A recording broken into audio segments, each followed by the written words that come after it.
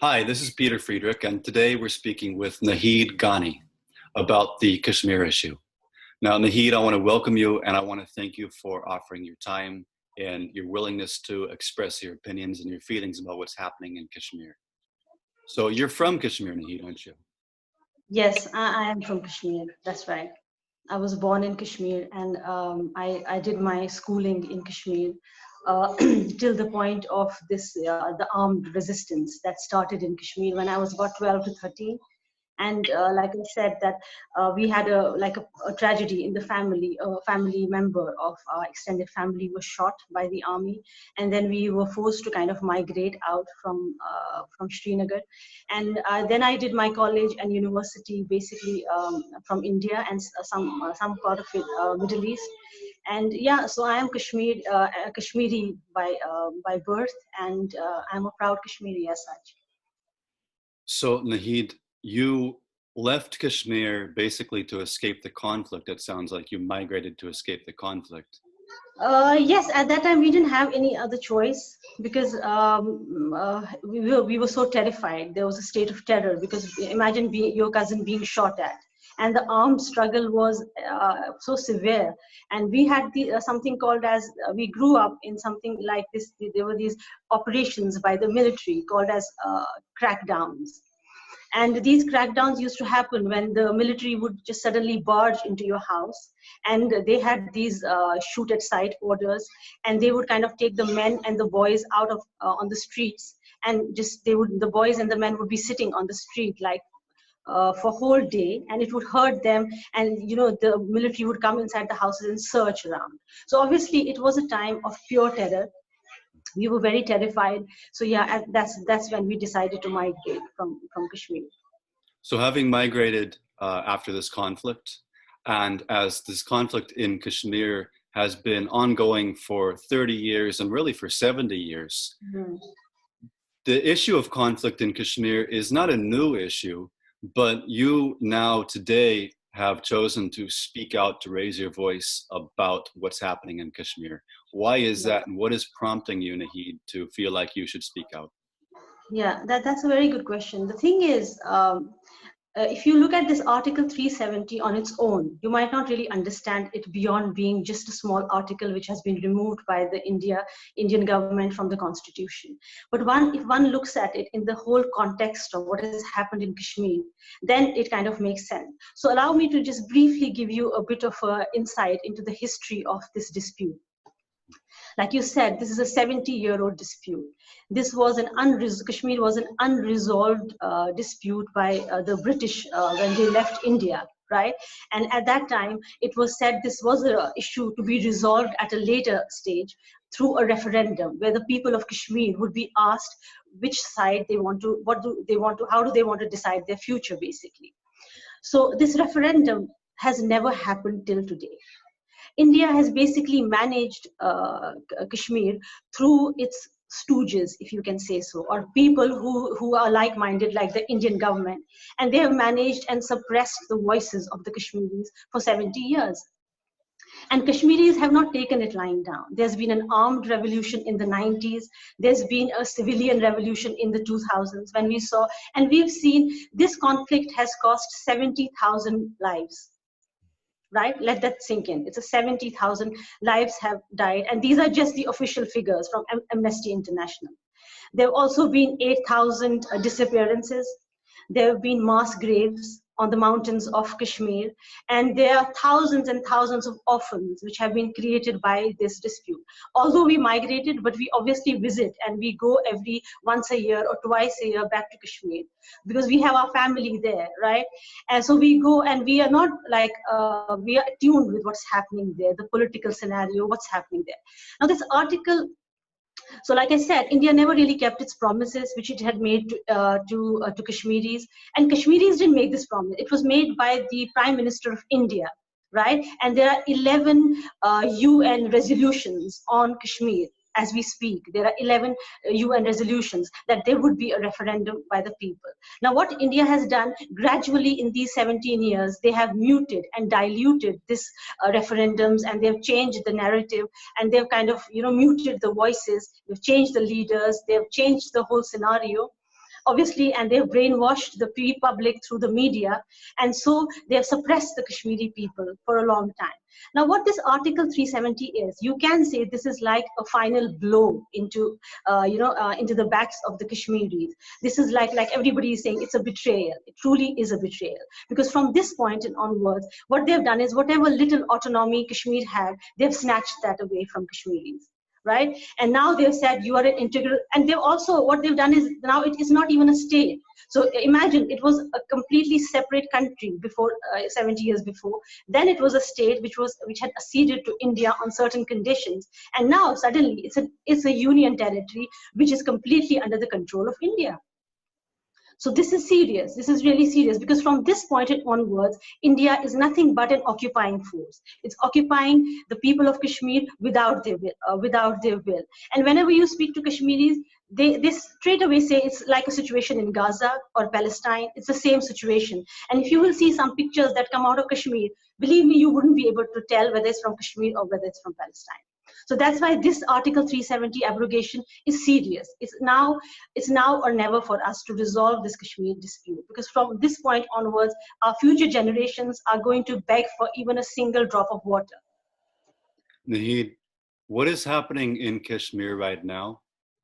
There's been a blackout for the past couple of weeks. Right. There's an ongoing blockade there, communications blockade. Absolutely. There are two things. I've spoken with quite a few Kashmiris at this point, who they're telling me that they've gone 10, 11 days without speaking with their family members. There are a lot of expatriated Kashmiris who say that they're used to speaking with their parents on a daily or multiple times a day basis, but now 10 days they haven't been able to speak with them. And what's happening in Kashmir? How's it impacting you personally? Right. So me and my husband are the only ones who are outside of Kashmir presently. All our family is back home. Right. Personally, we are most worried for my mother-in-law. She is a diabetic and she has severe depression. So she cannot function without having anybody visit her or without having a proper stock of medicines. Right. So we don't know for the last now 11 days, we don't know whether she has medicines, whether she's okay, whether she has any, depression, any attack of depression or something. So we are very anxious, honest, as you can feel probably from my voice. We are anxious, we are afraid, we don't know what's happening in Kashmir. And then there's my brother. I've not spoken to him for the last 11 days. He has small kids. I don't know if everything is okay, if they're safe. We're obviously worried. We've not had any contact from anybody. And another thing is, in this community here in UK, the Kashmiris, we had all booked our tickets to visit Kashmir during the summer. And then this whole dispute happened. The people who traveled, some of them canceled their tickets and they lost all the money because these were, non-refundable. And people who traveled, as soon as they touched Delhi, we've not heard from them. Some of our friends, they touched Delhi, and after that, we've lost contact with them. So our friends are worried about their husbands or spouses, if they are okay, what happened to them once they reach Delhi? So there's a complete communication blockout. And if you think about it, it's 21st century. And a state has been cut out in communications completely, so easily from the whole world. This should tell you what you need to know about India, what India is doing to Kashmir. My husband was, yesterday talking about it, the festival of Eid normally, which we celebrate. And this time we were mourning. Honestly, we were mourning. This was not an Eid. We were as if there was a death in the family.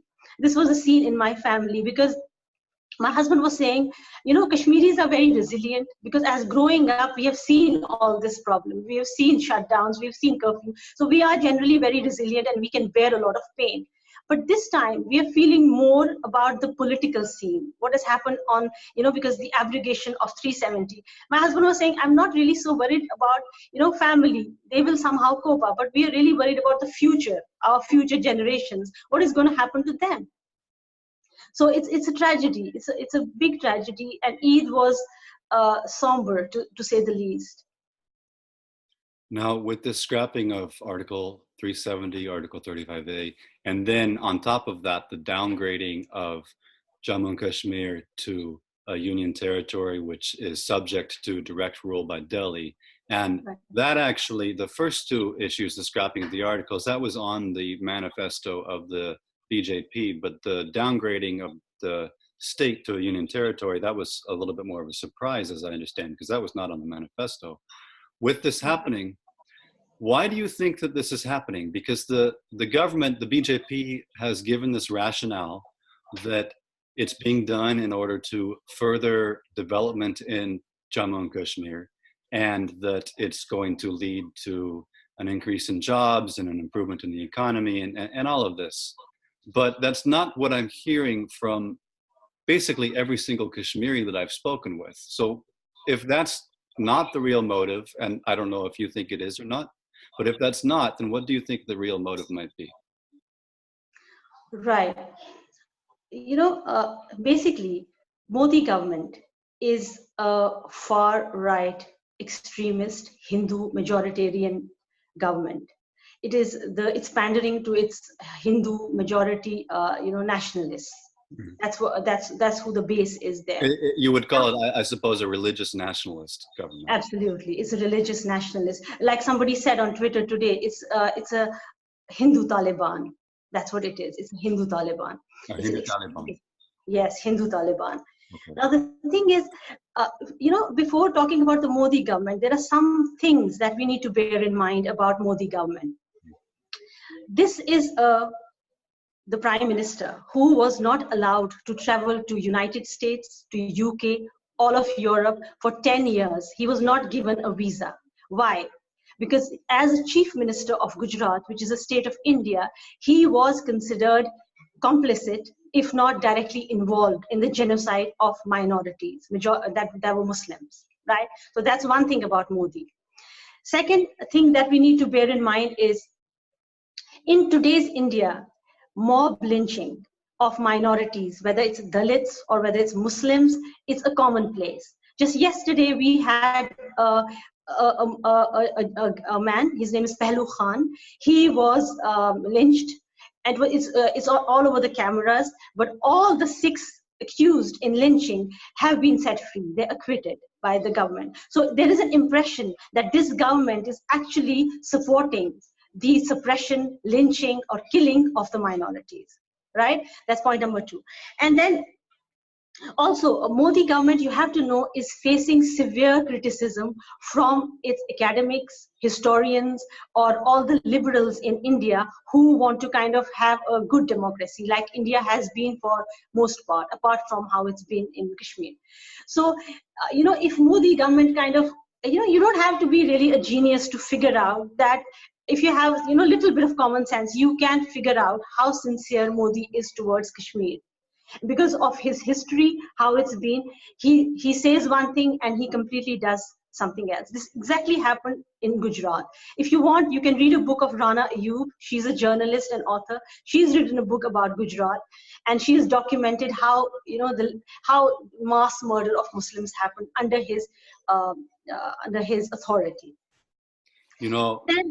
And presently, I'm just giving you a bit of a context about how this government is functioning. There is a chief minister of a state, Haryana, and he said once Kashmir is open now. Kashmir is open for them, and he said now we can bring in the girls from Kashmir. There is this rape mentality in the ministers of BJP. They very openly talk about raping minority girls. It's not a big thing for them. And they do it with complete impunity. Nobody questions them. The Prime Minister never says anything. It goes unnoticed. And here we are, we look at it and we are afraid. We don't know what's going to happen to our women once this Kashmir is open for them. And secondly, this is a very important point. When he did this article abrogation of 370, Modi has disarmed the Jammu Kashmir police, right? He has disarmed them. He has disarmed them because he doesn't trust Muslims. There are pro-India Muslim leaders in Kashmir. There are pro-India voices in Kashmir. But Modi government has muted all of them because he doesn't trust even a single Muslim. So if he's like that with pro-Indian people, what is he going to do to the people who are wanting freedom from India? So Naheed, as you've brought up several issues, one being, of course, this issue of Modi, and he had this travel ban for over a decade related to his complicity or orchestration of the Gujarat pogrom in 2002. And that was actually, that wasn't so much caught on camera, his involvement, but several years later, people that were involved in that, that perpetrated it, that led it, were caught on camera confessing that he had sanctioned it. Absolutely. And that's one thing on camera. Then you have this Pelu Khan yesterday, and all the accused are acquitted, as you mentioned. And that killing, that lynching of a Muslim in broad daylight, that was also caught on camera. And so you have these issues of atrocities being committed against minorities where there's confessions by the perpetrators on camera, there's the actual atrocity itself on camera, and yet nobody is convicted. And then you were mentioning the issue of women and the situation of women's safety and the mentality towards women, especially of Jammu and Kashmir. And what comes to my mind, and I mentioned it in conversation with somebody else earlier today, is this issue last year where this young 8-year-old girl, Asifa, Muslim girl in Jammu and Kashmir, she was abducted and she was gang raped. She was held for about a week and then murdered, and her body was dumped in a field. Right. And then people were arrested and charged for the crime. And then various members of the community in Jammu and Kashmir came out in support, rallying in support of the accused. And that's bad enough. But then ministers in the state government who belonged to the BJP came out and actually participated in these rallies in support of the accused. Absolutely. So as far as this mentality is deeply disturbing, it's really horrifying, this mentality that you can have, on the one hand, these crimes caught on camera and nothing happens. And on the other hand, you have these atrocities committed against children, and the government ministers from the ruling party actually come out in support of the accused. Absolutely.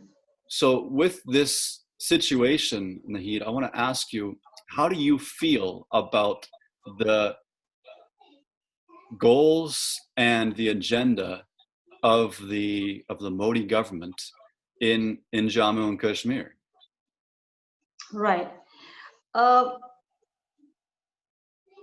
It won't be wrong to say that Modi government has an agenda of changing the demographics of Kashmir, right? Bear with me when I say that, because in historically what has happened is that in the 90s, there was a mass exodus of the Pandits. The Pandits were asked to move, like strategically, the then governor, he asked the Pandits to migrate out because they had a plan to do a few genocides in Kashmir and then kind of relocate back the Hindus to make it a Hindu-dominated area. That's been the agenda of the Indian governments for as long as I remember. And what Modi government is now doing, it's, flying in your face kind of an attitude. It doesn't really care about the international voices or anything. They're just wanting, because we have heard ministers and a lot of ministers say, what about Pandits? What about Pandits? Now you have to understand that in Kashmir, there was a very good relationship between the Pandits and the Kashmiris. It was a very good relationship.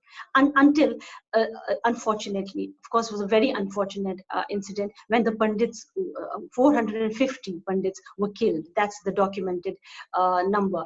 400 Pandits were killed, and a lot of them were, like this time you saw the Yatris were asked to come out of Kashmir, isn't it? So the Yatris, there were special planes sent out. And one of the journalists, Pankaj Pachori, his name is, he said, at the time of the Pandits, the buses were sent to pull out the Pandits. And this time the planes have been sent out to pull out the Yatris, the Hindus who are pilgrims over there in Kashmir.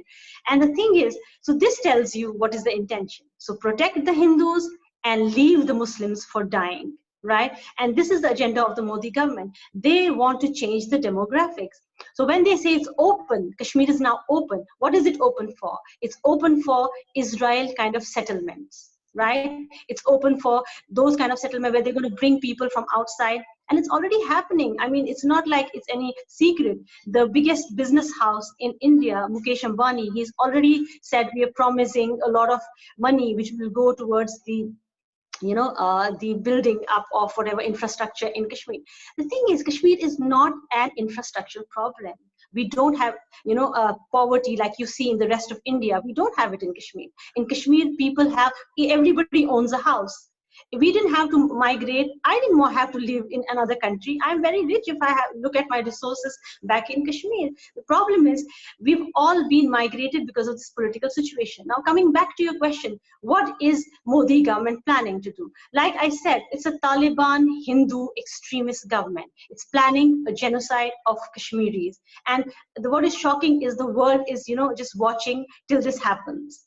The world is silently watching, and none of the major countries, like the ones that support democracy, are really coming forward and saying anything, because India is such a huge market for them. So it's their business interest, right? So nobody is coming forward. But from my perspective, Indian government is planning a change in demographics. They want it to be another Hindu state. And this is P. Chidambaram, he's been the chief minister in the Congress government. He himself said it. He said if it was not a Muslim majority state, you wouldn't have seen this kind of a treatment.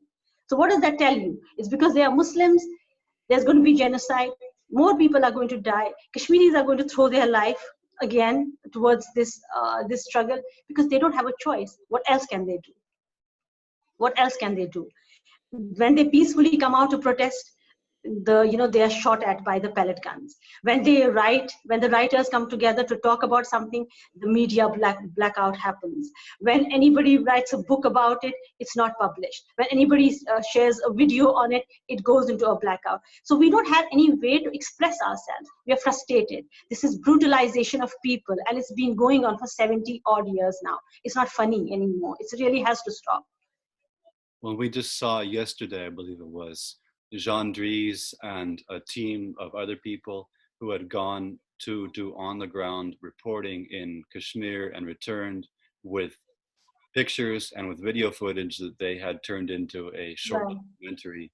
They were at the Press Club of India in Delhi yesterday, and they had a press conference, and they were intending to show this documentary, and they were banned from filming, or from showing this film. So, which exactly as you say, that if a book comes out, if a film comes out, it's not allowed to be published, or it's banned, it's censored. So Naheed, as we draw to a conclusion, I want to ask you, how do you feel about the future of Kashmir? And from your perspective, what does it look like? Of course, we don't know the future, but what do you think? What do you think it might look like in a year, in a week, in 10 years? Like I said, it's difficult to kind of predict the future, but of course it's easy for us to kind of say what we want for our people, right? It's easier for me to say, I want dignity for my people. I want my people to live. When we were growing up, we didn't have a sense of comparison. But now when you travel out, when I've lived in Middle East, I've lived in Europe, I've seen, how free people are living, how people are living. But Kashmiris don't have that point of context. And so I want my people to have dignity. I want my people to have a basic right of movement, of communication, of saying what they feel like saying. How it's going to look in the future, it will depend on if there's enough international media and coverage of this topic. I don't want this Kashmiri dispute to just come in for the news for some time and then fly away after some time. People forget so quickly. I want people to take notice. I want the UN to take notice. I want UN to take action against this illegal, illegitimate action that India has done unilaterally. I want UN to come forward and probably tell India to kind of not go ahead with this abrogation, right? And I want for my people a referendum, a voting right for people, where the basic thing for Kashmiris is that they choose their future.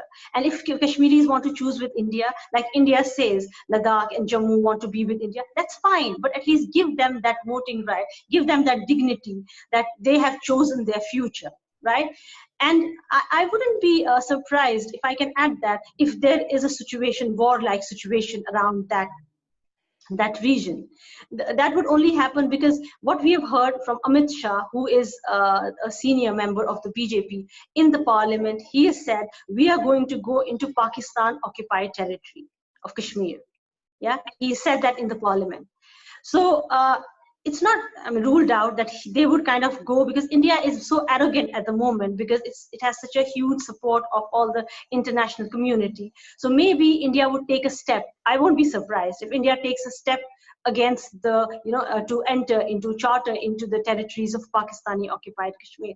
And then what we would see is an international, another war basically. And this war is going to not only hurt the Muslims, it's going to hurt the international communities. It's going to, war is never the solution. War is never the solution. So what we have to do is, now is the time that we need to wake up to this dispute, which has been going on for 70 years. We need to listen to Kashmiris. We need to listen to them. What are they saying? How do they want to decide their future? And I really want leaders who have been arrested to come out and be given a platform to voice their opinions.